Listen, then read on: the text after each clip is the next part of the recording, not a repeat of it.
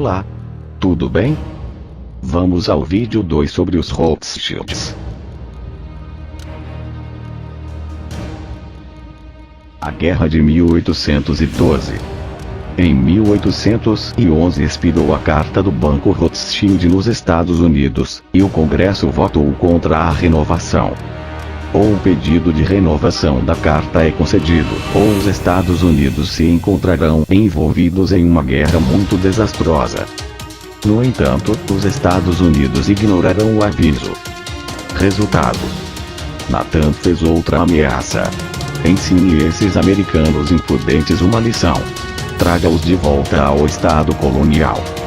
Em 1812, sob a diretiva de Nathan Mayer e apoiada pela riqueza Rothschild, os britânicos declararam guerra aos Estados Unidos. O objetivo era fazer com que os Estados Unidos acumulassem uma enorme quantidade de dívida lutando contra a guerra, o que os levaria a se renderem às vontades dos Rothschilds. Assim a família poderia renovar a Carta do First Bank dos Estados Unidos.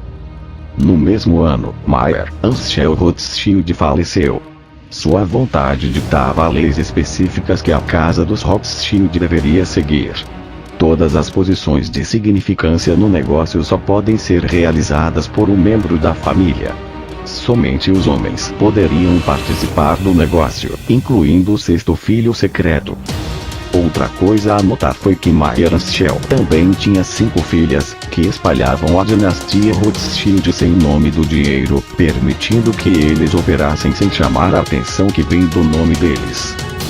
De acordo com a tradição judaica, crianças de um pai não judeu e uma mãe judaica são consideradas unicamente judeus. Os membros da família só se casariam com seus primos primeiros e segundos, o que lhes permitiria preservar a fortuna da família e no processo, sua influência. Além disso, nenhum registro público deveria ser divulgado em relação aos ativos da família.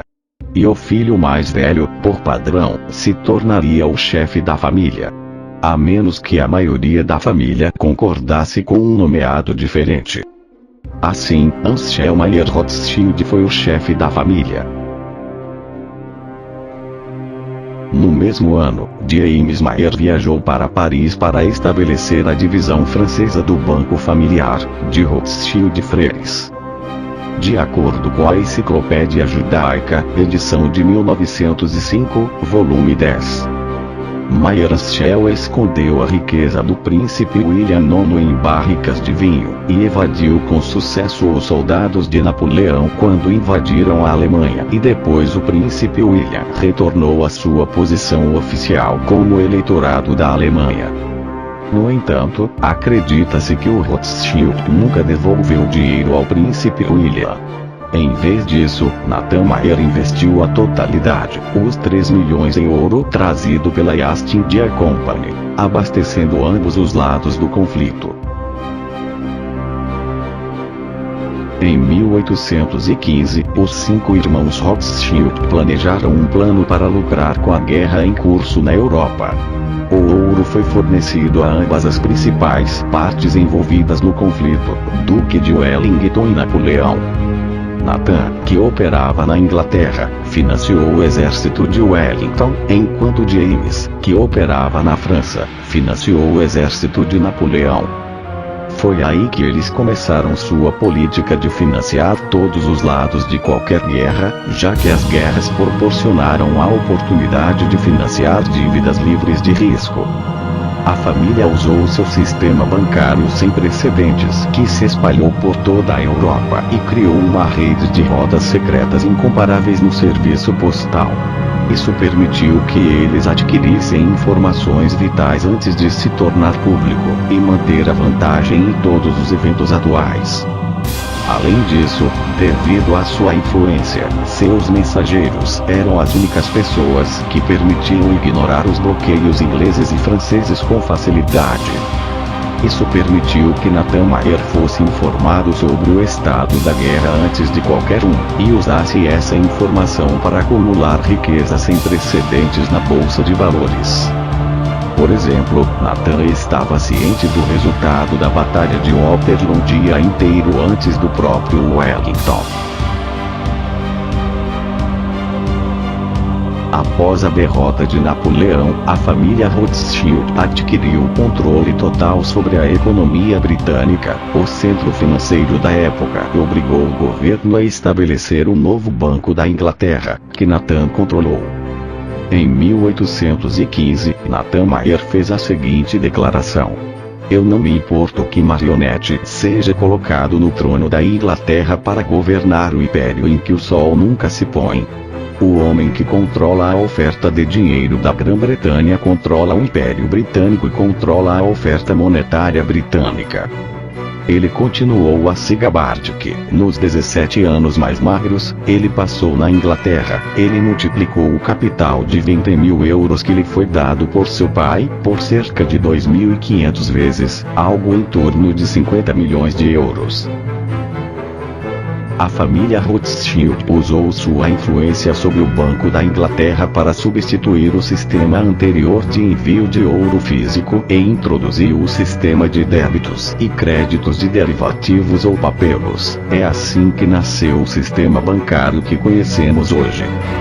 No final do século XIX, o período conhecido como Idade dos Rothschilds, a família controlava cerca de metade da riqueza mundial. O Concerto da Europa, o nome dado à série de encontros internacionais realizados no Congresso de Viena, foi estabelecido no ano de 1814 e serviu como uma ferramenta para os Rothschilds exercerem controle total sobre o mundo civilizado.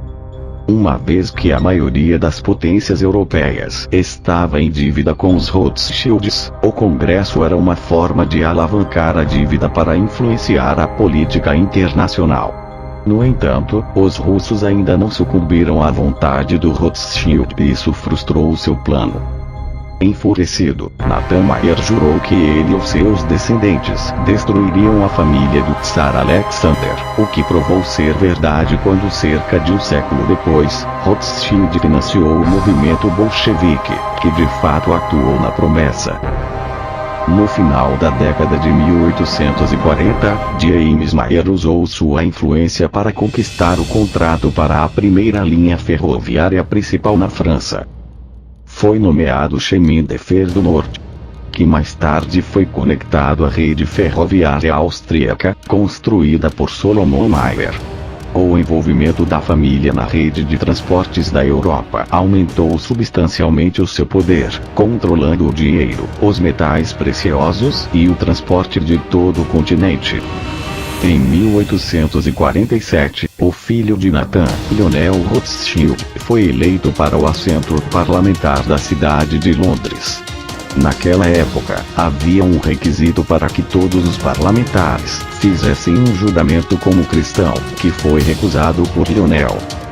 Curiosamente, ele não foi desqualificado. Em vez disso, o assento parlamentar permaneceu vacante por 11 anos até novos juramentos serem introduzidos, permitindo que pessoas de diferentes religiões assumissem posição eletiva no governo.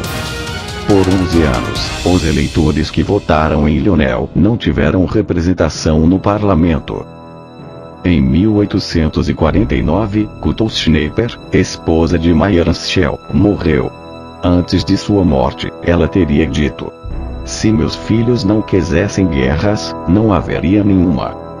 Em 1852, a N.M. Rothschild Sons começou a refinar ouro e prata para sua rede bancária e outros clientes em todo o mundo. Um ano depois, Nathaniel Rothschild, filho de Nathan, fez o primeiro investimento da família na indústria do vinho. Em 1858, Lionel Rothschild se torna o primeiro judeu a se tornar um membro do parlamento britânico. 3 anos depois, em 1861, os Estados Unidos estavam envolvidos em uma guerra civil e os fundos eram necessários para combater os Estados do Sul. Desde então, o presidente Jackson expulsou o Banco Central controlado pelos Rothschilds. Sua influência permaneceu na forma de bancos privados quebrados em todo o país. Quando o presidente Lincoln se aproximou dos bancos por um empréstimo, ele recebeu dinheiro em taxas de juros escandalosamente grandes, o que significaria que o país estava na dívida dos Rothschilds por décadas. Como resultado, o presidente Lincoln introduziu a primeira moeda em papel do país, o dólar, que não era apoiado por nada além da credibilidade do governo dos Estados Unidos. Isso permitiu que Lincoln financiasse a guerra civil, abolisse a escravidão, infundisse fundos tão necessários sem aumentar a dívida e, o mais importante, revolucionou a economia dos Estados Unidos. No mesmo ano, The Times de Londres publicou uma história sobre a iniciativa dos Estados Unidos. De acordo com a história, a República da América do Norte empregou uma política financeira inteligente, o que lhes permitiu fornecer seu próprio dinheiro sem incorrer em um custo. A menos que sejam impedidos, eles se tornarão prósperos além do precedente. Por isso, esse governo inconformista deve ser erradicado ou provocará a destruição de toda a monarquia no globo. Em 1863, o único outro governo a resistir à influência dos Rothschilds foi o Império Russo. Governado pelo czar da Rússia, afirmou que, se alguma das potências europeias intervissem ativamente na Guerra Civil Americana, a Rússia responderia declarando guerra, e faria frente com a nova república. A afirmação do czar foi fundamentada quando parte da frota russa do Pacífico foi enviada para Nova York e São Francisco, impedindo os Rothschilds de se intrometerem nos assuntos dos Estados Unidos. Durante 1865, o presidente Lincoln deu a seguinte declaração ao Congresso: "Eu tenho dois grandes inimigos, o Exército do Sul na minha frente e as instituições financeiras na parte traseira. Dos dois, o que está na minha retaguarda é o meu maior inimigo." Ele foi assassinado na ordem dos Rothschilds no mesmo ano e o mito do assassino solitário nasceu. Este modo operante foi empregado desde então pelos Rothschilds para eliminar aqueles que se opuseram a eles. Jacob Schiff, outro Rothschild, foi enviado para os Estados Unidos, depois de se formar no Banco de Londres para aumentar a influência da família nos Estados Unidos. Seu principal objetivo era estabelecer um ramo bancário da dinastia bancária Rothschild, em última instância, tomar o controle da oferta monetária dos Estados Unidos. Espera-se que os objetivos secundários incluam pesquisar profissionais dispostos a promover as agendas dos Illuminati e colocá-los em posições influentes no governo federal, Supremo Tribunal, Congresso e todas as outras agências federais importantes. Criando desordem no país, incitando conflitos entre os grupos minoritários do país, como as comunidades afro-americanas. E por fim, criando um movimento contra a religião principal no país, ou seja, o cristianismo. Em 1868, James Mayer Rothschild morreu, tornando-o o último dos filhos de Mayer, Ansel Rothschild, a partir, deixando todo um continente com os caprichos de uma família, enquanto seus influentes cresciam constantemente em todo o mundo.